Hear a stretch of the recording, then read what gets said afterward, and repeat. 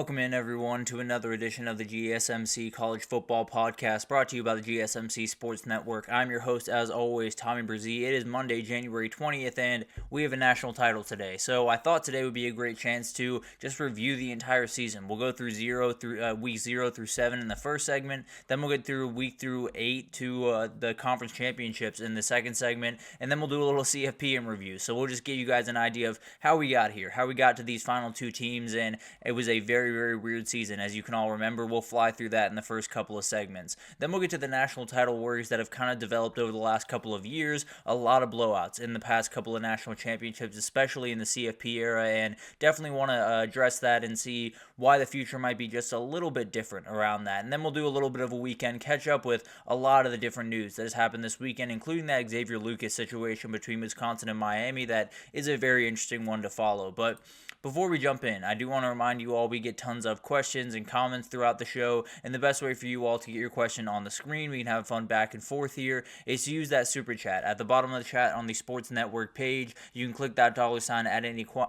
question, comment you like. It'll pop up on the screen and we can have fun back and forth here. Definitely want this to be as interactive as possible, so utilize that and we can have fun back and forth. But we got to jump in because there's a lot of different stuff to talk about. With the season highlights, we'll go week by week and kind of break down the season and how it unfolded and all the different twists and turns around it, and we won't be able to get to everything. I'll just tell you that off the bat. There's a lot of stuff that has happened that we won't quite have the chance to really get into, but let's start with the first 7 weeks and get into the big time highlights thus far. And in week 1, one of the big time ones was Florida State was already 0-2. By the time week 1 ended, they had fell to Georgia Tech in Ireland, they had fell to Boston College at home, and everyone was asking a lot of different questions. And their season didn't get better from there. They obviously ended 2-10, so that's the last time we'll talk about Florida State on here, but obviously those first 2 losses were quite the story when they did happen. Then Georgia handled Clemson in that opener, obviously asserted themselves in the second half, and the questions about Dabo got very loud very quickly, and it sounds like he heard some of them because he got into the portal this offseason, and we'll see how that develops into 2025. Miami rolls into Florida and just dominates Florida in Gainesville. Cam Ward, kind of the legend, begins. He makes that ridiculous throw to Jacoby George for a touchdown, and the Fire Billy Napier crowd gets very loud. Later in the year, obviously, they would get very quiet, and we'll talk about that in the second segment. Then you do have that USC-LSU game, maybe the catch of the year still, and Kyron Hudson making that play. Remarkable play by him. I think there's a lot of different nominees, but that might be the number one for catch of the year, and Miller Moss and USC looked like a very dangerous team after that week 1 game. And then obviously Notre Dame gets the win of the weekend, going over to A&M and getting that big time win, and a lot of people looked at Notre Dame as a team that could possibly find their way where they are now. And then it all came crashing down in week 2. Now, to start week 2, the big time story was Texas just buried Michigan in Ann Arbor. Probably the most complete game that Texas played. This Quinn Ewers Heisman talk was going crazy after this game, and everyone was wondering, is this a national title level team? You also had Oregon and Penn State kind of avoid scares against Boise State and Bowling Green. Obviously, Ashton Jeanty, the legend, really began. Obviously, in week 1, had an incredible game against Georgia Southern, but really in that Oregon game, everyone really started to take notice and said, this might just be a Heisman candidate regardless of where he plays. Then you did have Tennessee-NC State, which looked like a huge game at the time. Tennessee absolutely rolls NC State in that game, and really looks like an offense that's just going to be entirely impossible to stop, to be totally honest. It was a crazy week 2, and that was one of the big time stories, is Tennessee's offense just one of the best, maybe the best in the country. And then you obviously had the upset of the year. NIU did it. Thomas Hammock became a fan favorite for quite some time, and Notre Dame's season was put on thin ice right after it was put on maybe the biggest pedestal of the entire week the week before. So a crazy week 2 that led way to a Notre Dame comeback that is going to culminate in tonight's game. Then you got week 3, and ASU-Texas State ended up being a massive result. ASU gets the win in San Marcos by 3 points, and Cam Scadaboo really carried that team per usual in that game. It was very incredible, and if they don't get that win, it's a very different conversation when you talk about the Big 12 and the CFP at the end of the day. Then you did have Georgia survive at Kentucky, who only scores 13 points, wins by 1 point because maybe a questionable punt by Mark Stoops late in that game, but at the end of the day, he did learn from that, and we'll talk about that here in a second. But South Carolina LSU was another one that really stole a lot of people's eyes. A lot of people wonder, did the refs kind of rob South Carolina in that game? Obviously, the call on Kyle Kennard was questionable at best. And then the other thing was Arch Manning took over for Quinn Ewers, who went down in the UTSA game. He scores 2 touchdowns in 3 plays, and everyone becomes enamored of what the idea of Arch Manning would be, and it did not stop the rest of the season. Moving forward to week 4, you did have Tennessee get that big-time win in Norman, Oklahoma. Obviously, a game that they won kind of defensively, 25-15. Michael Hawkins came in late in that game for Oklahoma, so that's kind of when that change really started. And you saw the offense kind of start to click with Michael Hawkins in there, but Tennessee was plenty enough to win that game, continue moving on their way, and started that season really, really strong, looking like one of the best teams in the country. USC fell to Michigan in Ann Arbor, and Michigan looked like a team that was still in the top 15, still looked like a team that could very much compete for the CFP.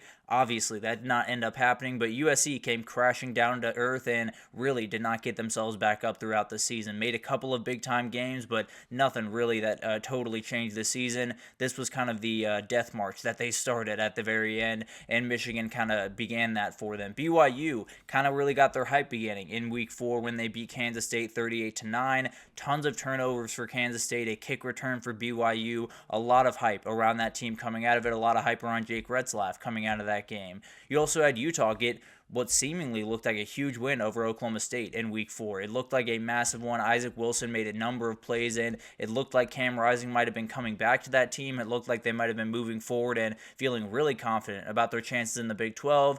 Obviously, Oklahoma State did not end up winning a conference game, and Utah looks back on that one as maybe not as pretty as it looked at the time. Definitely one that really thought was going to be a defining one in the Big 12. Ended up not mattering at all, really. Then in week 5, we had one of the games of the year, and you can argue back and forth about which one is the game of the year. But in Tuscaloosa, obviously, Alabama and Georgia go back and forth, 28-0, 30-7 Bama, then 34-33 UGA, and then the play of the year by Ryan Williams at the very end of that one, the one that really still boggles my mind in every possible way. We also had Kentucky take down Ole Miss and Oxford in this one. The Kentucky defense was an absolute problem. Berrien Brown makes that huge play over the field, and that's where Mark Stoops kind of learned from that UGA lesson. He said, I'm going to take care of this ball. I'm going to keep the ball in my hands, and Berrien Brown made a huge play when they very much needed it. Totally changed Ole Miss's season. If Ole Miss wins this game, they are firmly in the playoff, and we're having a very different conversation right now when we talk about the SEC versus the Big Ten. But obviously, they fall in that game and totally changes the way they go about the rest of their business. Notre Dame survives kind of a bizarre game over Louisville in this week, one that had turnovers on both sides. Notre Dame was able to survive with their run game, but a very, very weird one in a line of very weird games for Louisville in this kind of stretch of the season. And then you'd have that Miami-Virginia Tech controversy. Miami gets the win. Virginia Tech comes a couple inches away from probably the biggest upset, or not the biggest upset, but definitely the biggest upset in the ACC thus far, and definitely would have flipped the ACC race in a number of different ways, would have put Miami in a very different standing as you headed on the rest of the season. But they win that game by the skin of their teeth, and they move on to the next week with a lot of questions about the refs in that one. To move forward to week 6, that's when Vandy and Diego Pavia really took the world by storm. They beat Alabama in Nashville, and a lot of people wonder what's happening with Kalen DeBoer. You know, is he the guy going forward? People question his outfits for some reason, but at the end of the day, he found his way through, did not necessarily have the season that he wanted, and this was a big-time reason for that. Arkansas also got Tennessee on this day. Malachi Singleton and Braylon Russell really come into that game and kind of take over for Arkansas in a lot of different ways. A huge game for them, and a lot of questions around this Tennessee offense, especially Nico Iamaleava, kind of formed from that game. Miami survives again in week 6. They find a way to get through Cal. Fernando Mendoza really catches eyes in this game, and Miami gets another questionable, at the very least, late call that gets them a win there, and definitely a great comeback from Cam Ward in that game. And then SMU and Louisville, very incredible game, back and forth one that really put SMU firmly in the ACC mix, really gave them a huge threat for possibly taking that conference, and obviously they found their way to the ACC championship. This was a huge game in that path to get there.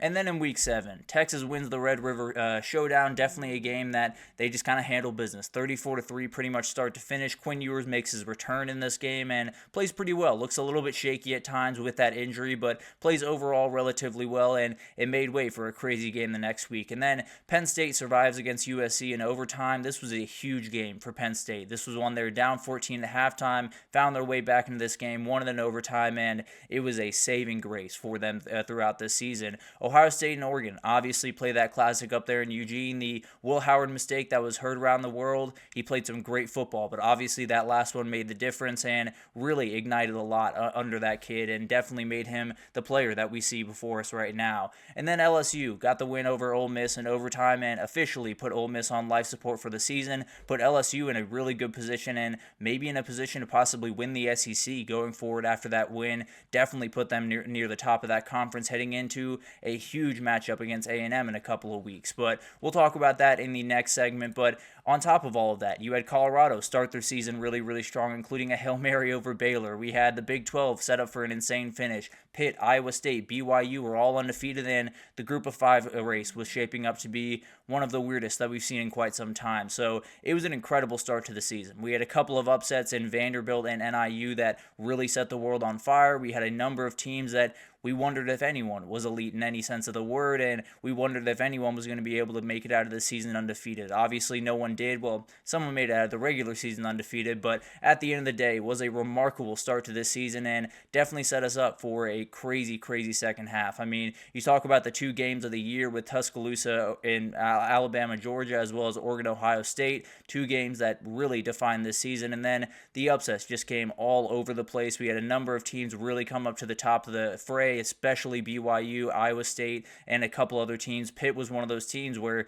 you're looking at the second half of the season, you were saying they win one of these big-time games, they are firmly in the mix. Obviously, they would not win another game the rest of the season, so they'd be in a really weird spot, but definitely set us up for a crazy back half, and that's exactly what we'll talk about. Right after this break, we'll get into weeks 8 through the conference championships, break down everything that happened till then, and the race to the CFP that got absolutely crazy and had a number of twists and turns, and we'll break it all down right after this, so stick with us.